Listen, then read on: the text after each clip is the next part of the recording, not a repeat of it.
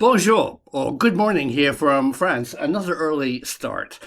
Great email in my inbox from a French UFO investigator who likes my channel and watches it in French. You can watch my channel in lots of different languages. YouTube have a pull-down menu and they're AI translated, even almost in lip sync with me. It's quite hilarious. And I have a good number of viewers in France who are very interested in French ovni or flying saucer here in France. France is a really leading country about UFO research and always has been. Of course, we know Jacques Vallée has covered some amazing cases. But today, this is an absolute cracker, and it's specifically aimed at Beatrice Villarroel. Hi, Beatrice. It turns out that in the 1950s, and I'll tell you when, the magic date in a minute, was that France was doing a asteroid or meteor survey from French observatories.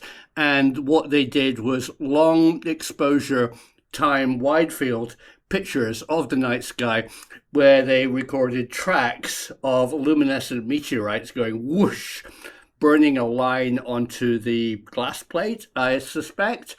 And hundreds of these were done in different observatories in France. And what they found, and what was a giant mystery at the time, is in France, they also found mysterious high-altitude flashing transients. Honestly, cheers, Beatrice. This is very interesting. You need to get in touch with me, and I'll put you in touch with the French observatory who did the meteor samples. Today, this contact said he seemed to remember there was a TV film or a program with the researcher talking about the mysterious transients that were seen. Drum roll, when were they? 1954. Yeah. Remember, Sputnik 1, October 1957. So these are things seen above France that are transients that were recorded by a observation survey looking at meteorites. And I'll show you the film now, and I'll do my best. In my broken French, I really apologize, French people, to try and translate it. It is in French, it's not in English. And I'm going to go through it and read in my voice what the guy is saying to the best of my ability. And as a great bonus for you French speakers, bonjour, ça va, from me and from the Simon dans la Dordogne, is I'll play the film in French afterwards. If you're an English speaker, you can skip it. If you're French, you'll get much more meaning than my pathetic translation. But the takeaway of this film is fascinating, Beatrice, is that transients were seen here in France in 1954 in an astronomical survey, similar to the survey that was done in 1952 in Mount Palomar. And of course, you will know that I've also found original plates at the Lick Observatory that also did a parallel survey to Mount Palomar in the 1950s. These have not, I don't believe, been digitized, which I think is a good thing, because you can examine them for plate defects, squeeze scratches. Please send a graduate student over to Lick and get in touch with their archivist. And between us, we can really, really get more data on your wonderful transient thing.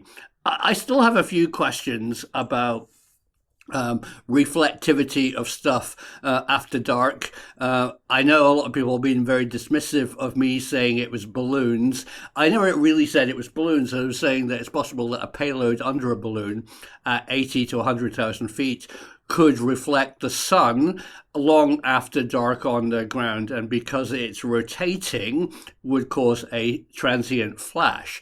I spoke to Larry Deneau. Larry was the software engineer who found 3I Atlas. Hey, Larry, another great chap at Atlas with his principal investigator, John Tonnery, who found 3I Atlas. And we talked about transients. and he said that they, of course, on 3i Atlas, no, they, of course, on the Atlas project, find lots of transients, and they dismiss anything which is low level, because if it's a continuous reflection of the sun from high altitude after dark, it appears as a streak. Beatrice hasn't found streaks, she found point sources, flashes. But so's this French survey. They found flashes. Now, my immediate questioning mind is, isn't it just an airplane with a strobe light? I don't know if the French survey dismissed airplanes and whether they've got evidence that it's a very, very high altitude object. Maybe it's hidden in the French translation. And if you're a native French speaker, watch the scientists talking about the flashes, and maybe you can explain it to me. So here's the film with my best ropey French translation of what this guy's saying. But it backs up Beatrice. It's another transient survey prior to Sputnik. Excellent. But there's another type of document that's still uncertain and more interesting. They were photographs taken by automatic devices, particularly used by astronomers. One particular device, it seems, is called a trajectory analyzer. This device is primarily designed to observe meteorites. It's plugged in at night and works on its own all night. There are normally two devices, one with a fixed camera and the other with a rotating camera. Here, for example, is a double shot taken at the Chambourtaude in Nantes. The fixed camera represents the same object passing at the same time. These objects were seen by the two cameras separately. One leaves just traces, and the other one is leaving dots. Well, here, the object in question is obviously an airplane. It's very clear in this image. The dotted lines follow one another. They are alternating green and red lights of a moving airplane. So it's perfectly identifiable and doesn't pose a problem. No problem at all. But this is a double photo exactly like the previous one, depicting a meteorite rotating. But we also see fixed flashes on this exposure. The meteorite made a trace as it quickly passed the camera. The dotted line doesn't correspond at all to the reality of a simple meteorite. As a Frenchman, I ask, what is all this about? Here's something more curious. It's a double photo that was taken more precisely in 1954. At the moment of this great UFO wave, this object described by the astronomer who took the photo as a suspicious object. It is identified in this double photo we see in this chamber taken at the observatory in Nantes. And the object is moving at a relatively slow speed in a straight line. You can clearly see the dots, and it continues beyond the edge of the photograph. And consequently, it moved along at an arc across the vast expanse of the sky. This one is quite inexplicable because it's faster than a meteorite and in a straight line.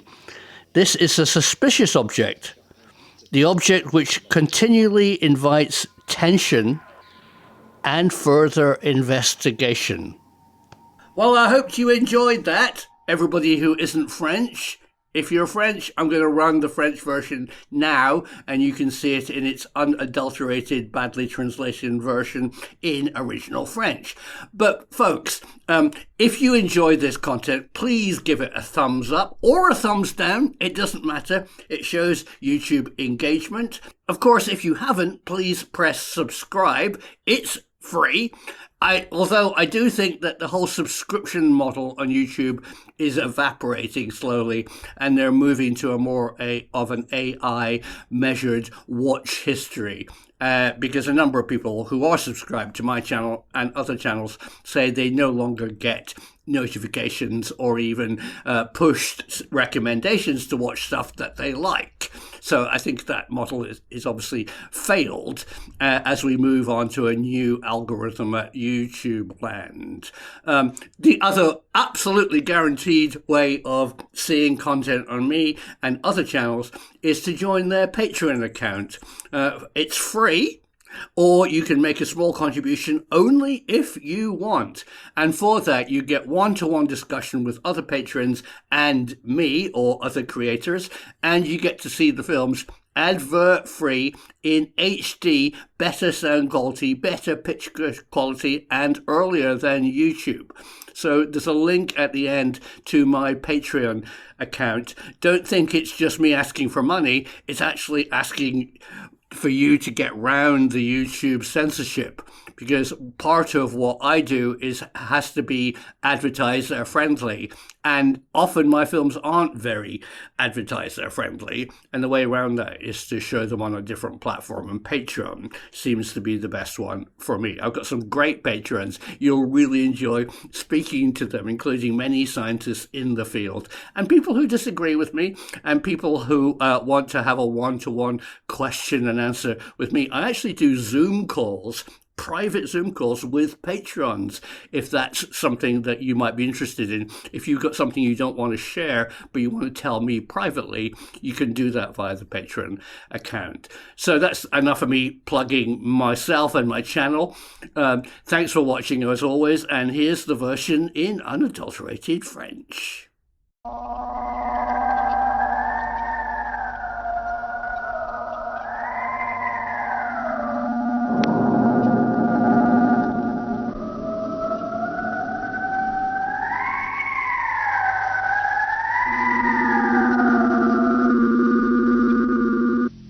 Deux siècles d'objectivité scientifique nous ont appris à nous méfier du témoignage. Les tribunaux sont pleins de témoins contradictoires qui racontent chacun à leur façon d'avoir été témoins. Et pourtant nous apprenons l'histoire qu'aucune expérience scientifique ne peut répéter devant nous. Comment une croyance peut-elle prendre naissance ? Sur quels on-dit peut-elle être fondée? Comment peuvent s'entremêler bonne foi ou mauvaise foi, réelle ou imaginaire? Notre métier d'informateur et d'informateur visuel nous fait une obligation de réfléchir un peu à cet étrange pouvoir du témoignage, car si l'on disait déjà que le papier se laisse écrire, l'écran lui aussi se laisse faire, et nos contemporains peuvent être victimes d'énormes hallucinations collectives amplifiées par la télévision. Ainsi, à propos de soucoupes volantes, dont on a tant parlé et dont on ne parle plus tout à coup, qu'est-ce qui a bien pu se passer? Pourquoi les uns y ont-ils cru et les autres pas? Qu'y a-t-il finalement de croyable ou d'incroyable dans cette histoire à dormir debout, dont les informateurs ont donné les plus fantaisistes échos?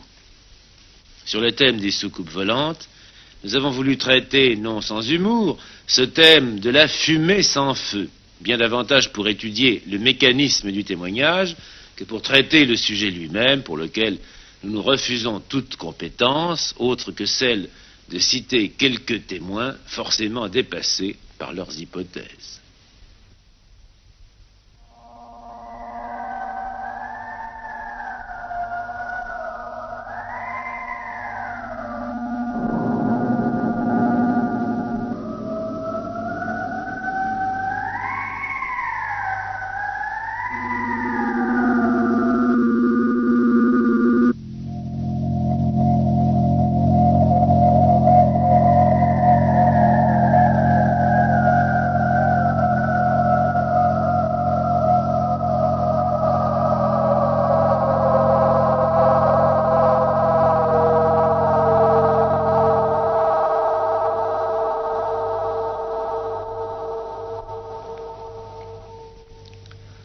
En automne de l'année 1954, tout un bric-à-brac de cigares, soucoupes, disques, cloches, méduses, tuyaux, cornets de marrons et ballotins de papillotes envahit le ciel de notre Occident chrétien. Comme Michel Morgan à Paris, Madame Poulard à Saint-Fargeau, Monsieur Pruneau ou Monsieur Mazot de Marvéjol, chacun leva les yeux au ciel pour voir ou ne pas croire à ces mystérieux objets célestes. Il y eut les pros et les antis, les amateurs et les nantis, les sceptiques et les prosélytes. Les humoristes se jetèrent ardemment dans la bataille. Les auteurs de bandes dessinées répliquèrent. mais dans un autre esprit. Pendant ce temps, les lecteurs se posaient des questions. Les analphabètes également. Les penseurs de service répondirent aux uns et aux autres.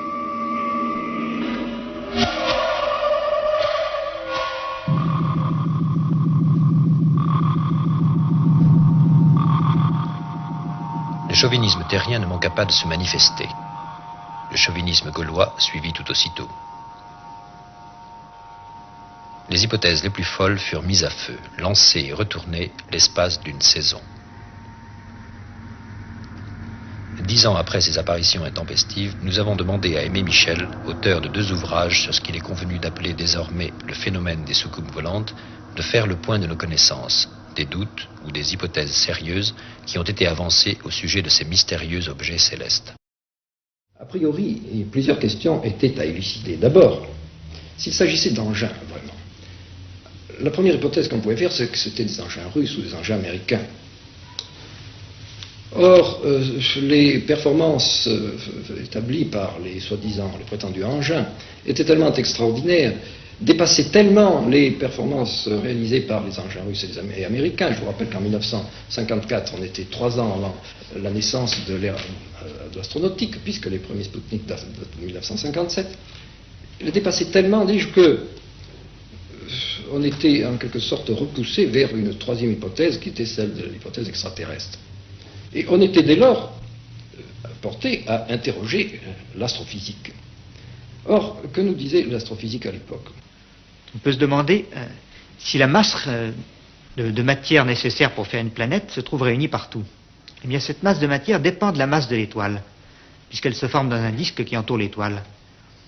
Les soleils très petits, ceux qui sont moins d'1/5 du volume de notre Soleil, ceux-là ne peuvent pas avoir d'étoiles, de planètes capables de retenir leur atmosphère. D'un autre côté, les soleils trop gros, c'est-à-dire plus de 3 fois notre Soleil, ont une vie tellement courte que la vie n'aurait pas le temps de se développer. Ils vivent que quelques dizaines de millions d'années. Dans les 200 milliards de soleils qui se trouvent ici sous forme de cette tache blanche, il y en a environ 1/3 qui sont compris entre 1/5 et 3 fois la masse du Soleil et qui sont donc propices à la vie. Parmi ceux qui sont propices à la vie quant à cette première condition, on peut se demander ceux qui ont effectivement des planètes. Et bien sur les 40 étoiles qui entourent la Terre, et qui sont assez proches pour qu'on puisse déceler la présence d'un système planétaire, il y en a 16 qui ont des planètes. On en conclut qu'il y a environ 40% des étoiles qui possèdent un cortège planétaire. En combinant ces 2 probabilités, on attribue à se dire qu'un 10e environ des étoiles ont une durée de vie suffisante pour donner carrière à la vie, et ont aussi un cortège planétaire, parmi lesquels se trouveront, nécessairement pour des raisons qui seraient trop longues à expliquer, une planète favorable, car chaque étoile est entourée d'un cortège de planètes et non pas d'une seule planète. Il y a donc environ, dans cette tâche ici, 10 milliards de planètes qui sont favorables à la vie. Et chaque année, il se forme de nouvelles planètes. Il se forme de nouvelles planètes au rythme d'une tous les 5 ans, une planète habitable dans la galaxie. Mais comme il y a bien des milliards de galaxies, ça correspond, chaque seconde, à plusieurs centaines de mondes habitables qui sont formés. On a un peu l'impression, en considérant ceci, que tout l'univers est une machine à fabriquer des mondes habitables. Une fois que la vie a commencé à évoluer, il n'y a pas de raison décisive de penser qu'elle n'évoluera pas comme elle a évolué sur Terre, c'est-à-dire, dans les grandes lignes du moins, qu'elle donnera des organismes formés de cellules, des organismes de plus en plus complexes, assez complexes finalement pour porter une humanité pensante, ou un équivalent d'humanité. Voilà 3 ans, avait eu lieu une réunion très importante à Green Bank aux États-Unis, qui était présidée par un lauréat du prix Nobel, M. Melvin Calvin, qui est un chimiste. Il y avait eu une grande discussion pour savoir comment on pourrait logiquement tenter d'entrer en communication avec d'éventuels êtres pensants qui se trouveraient dans d'autres régions de l'univers, y compris hors de notre galaxie. Et Melvin Calvin avait proposé alors un langage intergalactique qui pourrait être compris et qui était fondé sur les mathématiques. On a donc construit ce radiotélescope de Green Bank en améliorant ses performances, puisque maintenant sa portée va être allongée jusqu'à 1000 années de lumière, c'est-à-dire 10 millions de milliards de kilomètres. Récemment, dans une revue scientifique américaine Science, un grand savant qui s'appelle Agassiz, qui est de l'université Harvard, a soulevé des objections à ce projet.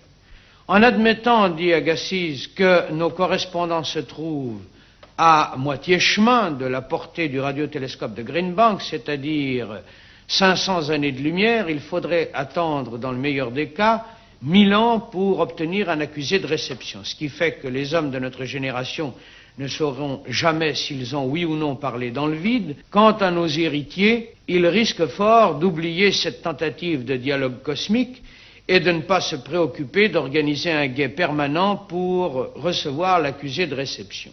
Il apparaît que tout compte fait, cette tentative et les autres pour retrouver ou pour découvrir la présence d'êtres pensant ailleurs que dans notre propre sphère biologique est vouée à l'insuccès. C'est très dommage, mais est-ce une raison pour refuser l'entreprise qui consisterait à rechercher ou le dialogue ou des traces d'autres civilisations sur notre planète même?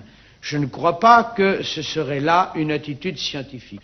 Kazantsev a ébranlé la sérénité scientifique pour la première fois en attribuant à l'explosion du 30 juin 1908 de la fameuse météorite de la Tungunskaya un caractère tout à fait extraordinaire. C'était pour lui un vaisseau propulsé par l'énergie atomique qui s'était trouvé en difficulté au voisinage de la Terre et avait explosé. On n'a donné ni tort ni raison à Kazantsev, en dépit de très nombreuses expéditions scientifiques qui ont été organisées, mais néanmoins, il semble bien qu'on n'a pas eu affaire là à la chute banale d'une météorite géante comme cela s'était produit lorsqu'a été creusée l'excavation du météore-cratère dans l'Arizona aux États-Unis. Des témoignages scientifiques par la suite ont également attiré l'attention de Kazantsev et d'un certain nombre d'autres chercheurs sur des monuments de la période protohistorique, comme la terrasse de Baalbek, comme dans une période plus récente mais toujours protohistorique, les gravures rupestres de Tassili, et puis aussi sur cette fameuse porte de Tiahuanaco qui, en Amérique du Sud, semble reproduire le détail du calendrier vénusien tel qu'il aurait été calculé et attribuant à l'année vénusienne une durée de 220 jours.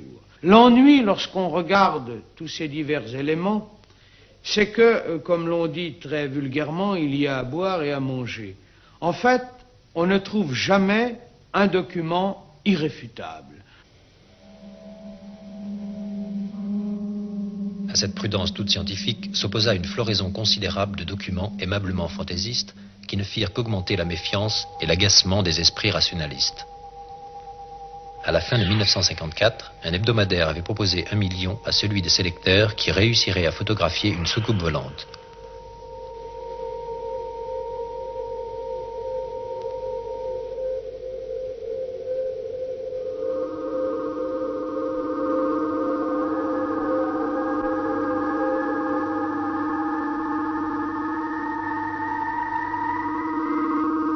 Aucun envoi ne fut retenu, et le million proposé s'en alla, fort heureusement pour la morale, grossir la caisse d'une œuvre de bienfaisance. Cependant, s'il y eut des faux, et en grand nombre, qu'il fallait verser pour mémoire au dossier pittoresque de la mythologie soucoupiste, il y eut bon nombre de visions qui, pour réelles qu'elles furent, n'avaient aucun rapport avec le sujet qui nous occupe ce soir. Il s'agissait simplement de fausses interprétations de phénomènes naturels parfaitement connus. Il est certain que beaucoup de gens croient avoir vu une soucoupe volante et qui en fait n'ont vu qu'un ballon sonde, n'ont vu qu'un avion dans certaines circonstances, ou des météorites, ou la planète Vénus. Toutes sortes d'objets donc peuvent être mal interprétés. Et c'est la raison pour laquelle l'immense majorité des savants, il faut le dire, croit que le phénomène soucoupe volante n'existe pas, ou en tout cas qu'il n'existe pas, qu'il n'a pas d'autre existence que celle d'un phénomène mal interprété ou d'un phénomène psychologique. Je dis l'immense majorité des savants. Cependant, il faut dire aussi que la plupart des savants n'ont pas étudié le problème, et que seuls quelques-uns d'entre eux ont consenti à perdre leur temps à se pencher sur ce phénomène bizarre. Aux États-Unis notamment, des enquêtes sérieuses ont été faites par différents organismes officiels. Les résultats de ces travaux firent apparaître que sur 100 observations, 95 à 98 pouvaient être expliquées.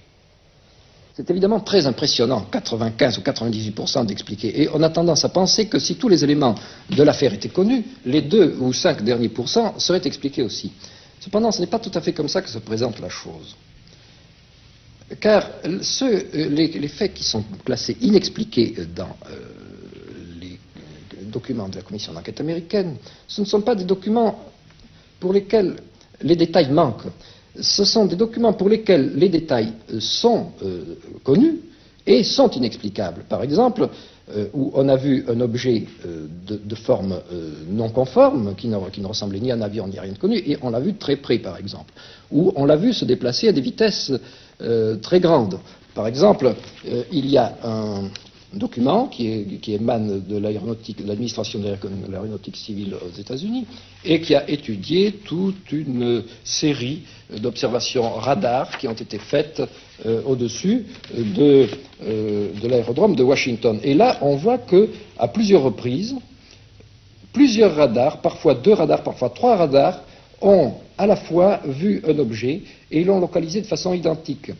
On peut très bien comprendre qu'un radar voit, comme disent les Américains, les techniciens américains, des anges, c'est-à-dire, en fait, ne voit rien du tout. Et qu'il s'agisse simplement d'un appareil détraqué. Seulement, quand plusieurs radars voient la même chose au même endroit, à ce moment-là, on ne peut plus parler d'explication de ce genre. Et dans cette période qui a été étudiée par l'aéronautique civile américaine, qui a duré quelques semaines seulement, eh bien, en quelques semaines, je vois là qu'il y a eu 5 ou 6 cas où 2 et même 3 radars l'ont vu à la fois. Et non seulement 2 ou 3 radars, mais en même temps, l'observation optique a confirmé le radar optique, c'est-à-dire que ça a été vu à l'œil nu et parfois en plein jour. Et que parfois aussi, on l'a vu passer devant un nuage. Il s'agit donc de quelque chose qui résiste à l'explication, non pas parce qu'on ne sait pas tout, mais parce qu'on en sait trop pour l'expliquer. Et il reste le fait que 98% cependant sont expliqués. Eh bien, j'ai demandé au professeur Hynek, il y a quelques années, ce que cachait le pourcentage, car il ne suffit pas de dire 98% sont expliqués. Il est beaucoup plus important de savoir combien ne sont pas expliqués en nombre absolu. Hynek m'a répondu, cela revient à peu près à 2 cas en moyenne par mois sur le territoire des États-Unis qui sont inexpliqués. 2 cas par mois, c'est beaucoup. C'est seulement 2%, mais c'est beaucoup en chiffre absolu. Alors, évidemment, il faut étudier ces choses-là avec un peu plus de soin du fait qu'on sait que certains faits sont inexpliqués et résistent à l'explication. Le travail d'élucidation en Europe a été fait principalement par des particuliers dénués de moyens autres que leur bonne volonté. Ces investigateurs ont dû étudier les témoignages et c'est essentiellement sur les témoignages que notre connaissance du phénomène est basée en Europe.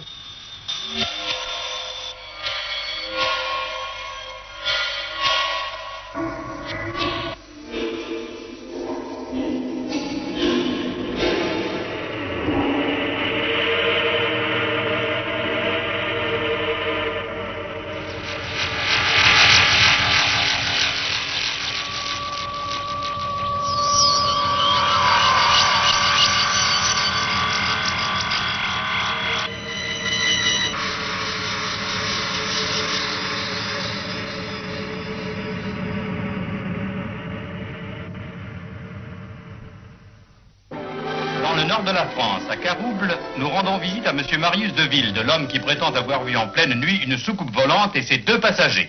Alors, M. Deville. Alors, j'ai entendu mon chien qui criait pas normalement. Alors, je n'y ai pas fait cas au départ. Et c'est après que j'ai eu envie de pisser, je suis sorti. Je me suis donc approché dans le kitchen, vous voyez. Et ce qui s'est passé, j'ai vu deux hommes, je vous dis, deux êtres. Alors c'est là que je pensais... À quelle distance était-il de vous? À peu près, vous voyez, pour traverser le chemin, à peu près à 4 mètres. Sur ce chemin de terre, là? Sur ce chemin de terre, là. 4 mètres, oui. Oui, 4 mètres. Alors décrivez-les-nous, ces deux hommes. Ces hommes, je les vois plutôt petits, à peu près 80 cm à 1 mètre. Oui, à peu près comme ça, vous voyez. Pas moins haut que la balustrade. Vous allez pouvoir me les dessiner tels que vous les avez vus, ces Si bons vous voulez, hommes? oui. C'est quoi, ça? Ça, c'est la tête, ça. Puis ça, vous voyez, c'est là qu'ils marchent. Là, comme je les vois, là, tous les deux... Ils n'avaient pas de bras? Je ne vois pas les bras. Je ne fais pas attention aux bras. C'est alors qu'un rayon vert a paralysé le témoin. Ben, j'ai voulu crier, j'ai voulu mettre ma main au visage. Impossible. Je suis resté comme ça. On aurait dit qu'il y avait une force invisible qui me retenait, vous savez. Formidable. Alors, aussitôt, j'ai couru là, directement à l'endroit où était l'appareil. Ici, où nous devons découvrir les traces. Je vois qu'elles ont été entourées de blanc. Et il y en a combien? Il y en a 1, 2, 3, 4, 5, 6, 7, 8. Il y a 8... Alors ça représente quoi? C'est le polygone de sustentation de l'appareil? Qu'est-ce que c'est? Moi, je ne Ah ça, comprends écoutez, rien. ça je pourrais rien vous dire. Hein. D'après la police de la voie, là, pas la police de la voie, mais la police de l'air, elle a fait des mesures. Alors votre soucoupe est là. Oui. Comment est-elle partie? Ben, ma soucoupe est partie à la verticale, peut-être 40 mètres. Et tout de suite, comme ça? Alors c'est là qu'elle a pris son aspect comme une boule de feu. Vous savez, je l'ai vu partir dans la direction de l'Est.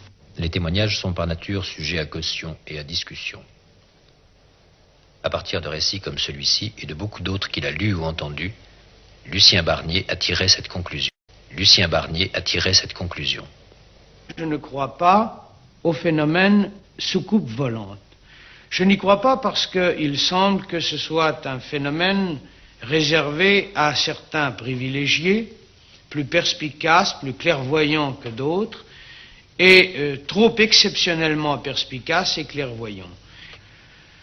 Il serait trop long d'expliquer les raisons subjectives qui font que je repousse l'hypothèse soucoupe volante. Je me bornerai simplement à dire que la démarche d'êtres pensants venus de si loin, au moins 5 ou 10 années de lumière de notre planète, et qui se contenteraient de faire des tours de piste autour de la Terre sans essayer de prendre contact, non pas avec des individus, mais avec ce qu'est authentiquement notre civilisation, en faisant un stage d'études prolongé, cette attitude ne me paraît pas être en rapport avec l'intelligence technique et l'intelligence scientifique et l'intelligence culturelle tout court qui aurait été nécessaire pour arriver à un stade aussi poussé d'une civilisation permettant de créer des engins qui, sous un faible volume, seraient capables d'accomplir de tels raids. À l'opposé de cette attitude se situe la démarche d'Aimé Michel, qui pendant 3 ans, de 1954 à 1957, rassembla des documents en provenance de France et de l'étranger, sans chercher, a priori, de justification à ces témoignages. Voici ce qu'il a découvert. Un jour, j'analysais les observations qui s'étaient produites en Bourgogne le 14 octobre 1954. Et en portant sur une carte les observations de ce jour, je me suis aperçu d'une chose, à vrai dire, étrange, à savoir que toutes les observations se portaient sur 2 lignes droites. Je me suis demandé alors si ce que j'avais trouvé pour le 14 octobre au-dessus de la Bourgogne n'était pas le commencement d'une structure générale. J'ai donc cherché à toutes les dates. Et c'est ainsi que j'ai trouvé des choses assez étonnantes.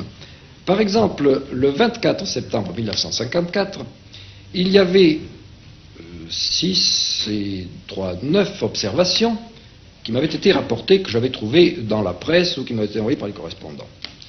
Ces 9 observations étaient situées respectivement à Lantefontaine, en Lorraine, à Langeac, au Puy, dans le Massif central, et ensuite à Vichy, à Gelles, à Ussel, à Tulle, à Lanquac et à Bayonne. Tout cela dans le quart sud-ouest de la France. Or, en portant toutes ces observations sur une carte de France, on se rend compte que sur 9, il y en a 1, 2, 3, 4, 5 et 6 qui sont rigoureusement alignés, 6 qui sont Vichy, Gelles, Ussel, Tulle, Lanquac dans les Landes et Bayonne.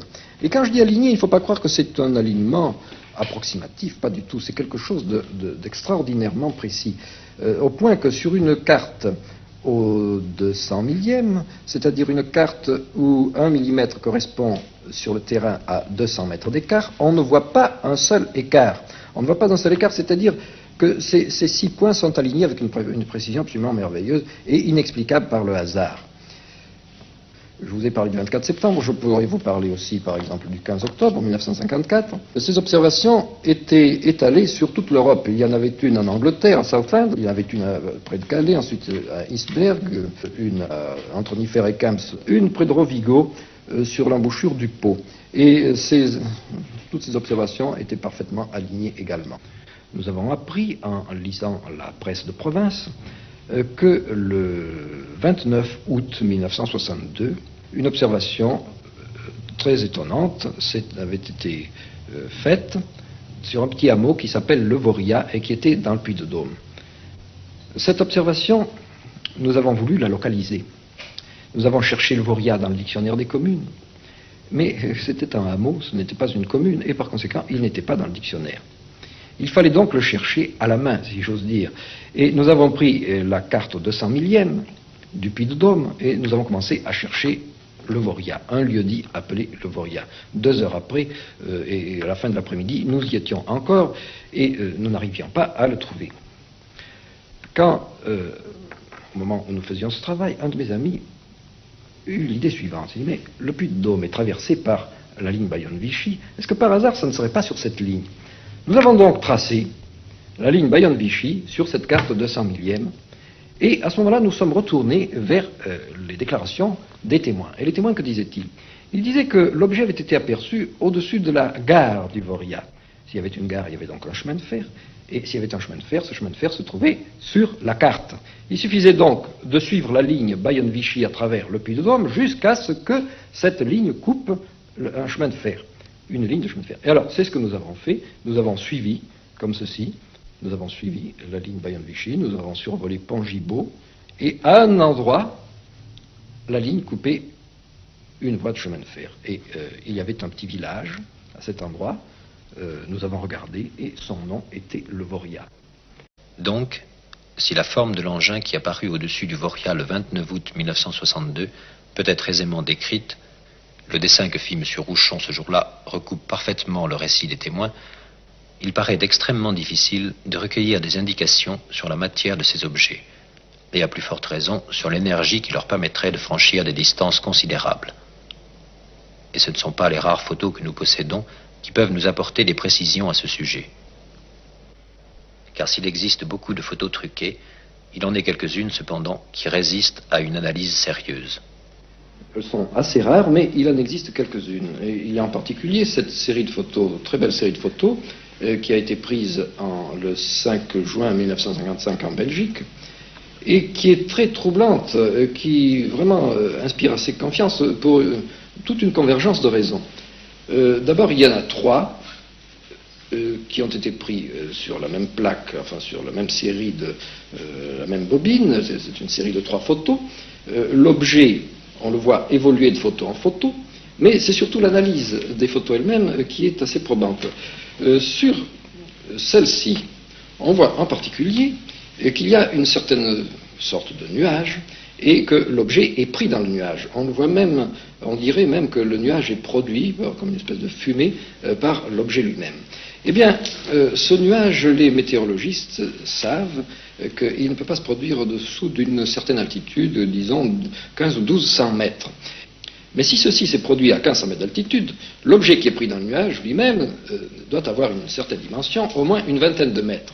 Et à ce moment-là, naturellement, l'envoi d'un objet d'une vingtaine de mètres de diamètre à 12 ou 1500 mètres d'altitude, c'est une petite plaisanterie qui n'est pas à la portée du premier amateur venu, et on connaît très bien l'auteur de cette photo. C'est un monsieur qui manque naturellement de moyens qui correspondent plutôt à celui d'une grande industrie.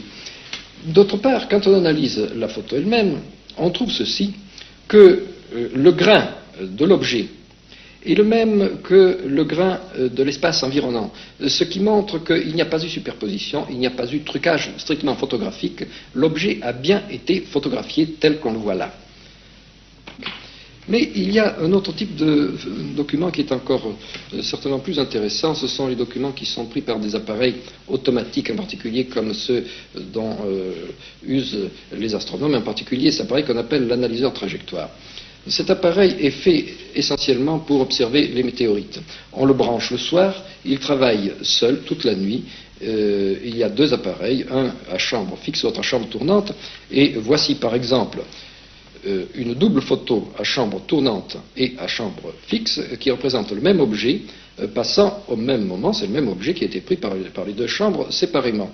Celui qui est à chambre tournante donne des traces, n'est-ce pas, ce sont des traces d'étoiles, des traces qui forment des cycloïdes, et les autres qui forment des lignes droites. Eh bien là, l'objet en question, c'est un avion, c'est très net, on voit les pointillés qui se succèdent, il s'agit des feux verts et des feux jaunes alternés de l'avion qui se déplace. Ceci donc, c'est parfaitement identifiable et ne pose aucun problème.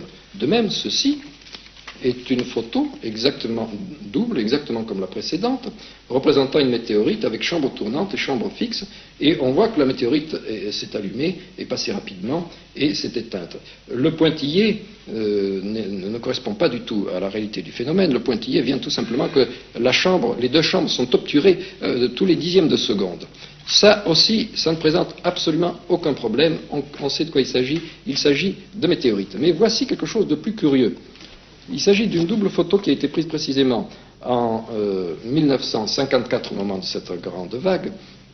Et cet objet est qualifié par l'astronome qui a pris la photo d'objet suspect, n'est-ce pas, non identifié. Dans cette double photo, on voit, dans la chambre fixe et dans la chambre tournante, on voit une série de pointillés se déplaçant à une vitesse relativement restreinte et d'une façon rigoureusement rectiligne. Et l'objet apparaît à un bout de la photo, il disparaît à l'autre bout de la photo, il a donc, et même, il se poursuit au-delà de la limite de la photo, et par conséquent, il s'est déplacé sur un arc de cercle assez vaste dans le ciel. Eh bien, celui-là est assez inexplicable, car il se déplace plus vite apparemment qu'un avion, moins vite qu'une météorite, et en ligne droite, il s'agit d'un objet suspect, et d'un objet qui par conséquent invite à l'attention et à l'investigation.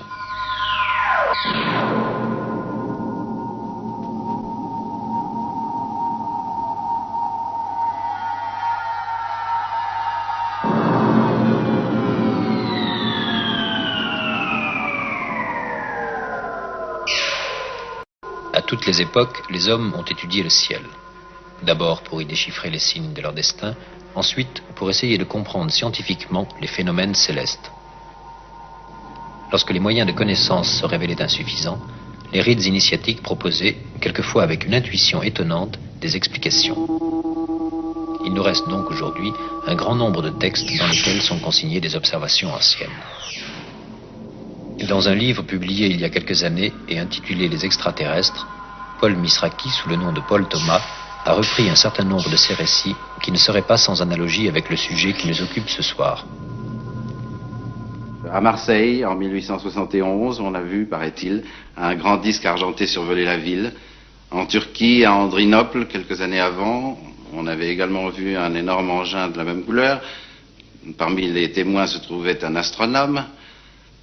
Et on peut continuer indéfiniment de cette façon, et on arrive assez rapidement à la Renaissance, où, grâce au psychologue Carl Jung, qui a écrit un livre sur ce sujet, nous avons le récit détaillé d'une apparition de soucoupe volante au-dessus de la ville de Bâle en 1566. Le 7 août de cette année-là, à l'heure du lever du soleil, entre guillemets, on a vu dans l'air beaucoup de grosses boules noires qui se dirigeaient à grande vitesse et très rapidement vers le soleil, puis qui firent demi-tour, s'entrechoquant les unes les autres, comme si elles menaient un combat.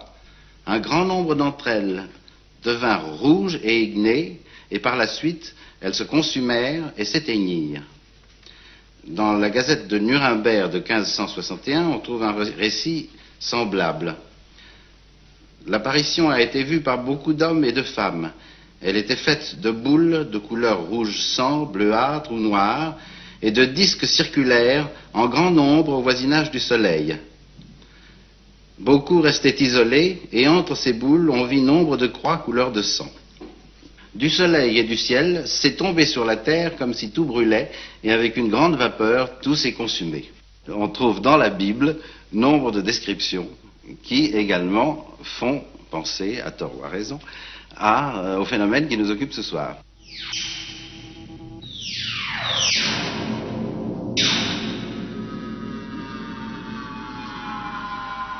De nombreux exemples d'apparitions de colonnes de nuées, de chars de feu, de disques tournoyants ont été relevés patiemment dans la Bible par Paul Misraki.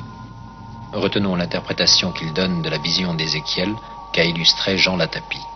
Voilà ce que dit Ézéchiel. « Je regardais, et il y eut un vent de tempête soufflant du nord. Un gros nuage apparut dans le ciel, environné d'une lueur, et une sorte de feu tournoyant au centre duquel se distinguait un éclat métallique. Et je regardais encore. Voici qu'il y avait à terre un disque, et auprès de ce disque un être vivant. Et il y avait 4 êtres vivants et 4 disques. Les 4 roues avaient une même constitution et une même forme. Leur structure était comme si une roue était au milieu d'une autre roue. Je continuai à regarder, et leur circonférence me parut de grande taille, et elle paraissait couverte d'yeux tout autour. Et lorsque les êtres vivants avançaient, les disques avançaient avec eux, et lorsqu'ils s'élevaient de terre, les disques s'élevaient de terre avec eux, car ces disques se déplaçaient suivant l'esprit de ceux qui les dirigeaient, comme si cet esprit était en elles. Un peu plus loin, Ézéchiel décrit les 4 êtres vivants qui sont les passagers de ces disques. Et là encore, c'est assez surprenant de trouver que cette description rappelle d'une part les bas-reliefs de l'époque babylonienne qui représentent des génies aux pieds de veau et avec une tiare sur la tête et plusieurs attributs bizarres. Et d'un autre côté, rappelle également certaines descriptions des petits êtres, des petits hommes que certaines personnes de nos jours ont vus au sol à côté d'une soucoupe volante. Voici le texte. Les 4 vivants avaient 4 faces. Le premier avait une face de kéroub, le second une face humaine, le troisième une face de lion, le quatrième une face d'aigle. Ses jambes étaient droites et leurs extrémités ressemblaient aux sabots d'un bœuf. Des mains humaines apparaissaient sous ses ailes, et ceux qui étaient sur leur tête ressemblaient à une voûte pareille à du cristal tendue au-dessus de leur tête, ce qui paraît correspondre à l'usage d'un scaphandre translucide. Imaginons un instant la stupeur de nos ancêtres s'ils s'étaient trouvés face à face avec cette capsule spatiale américaine, et la description qu'ils auraient pu en donner dans le langage de leur temps.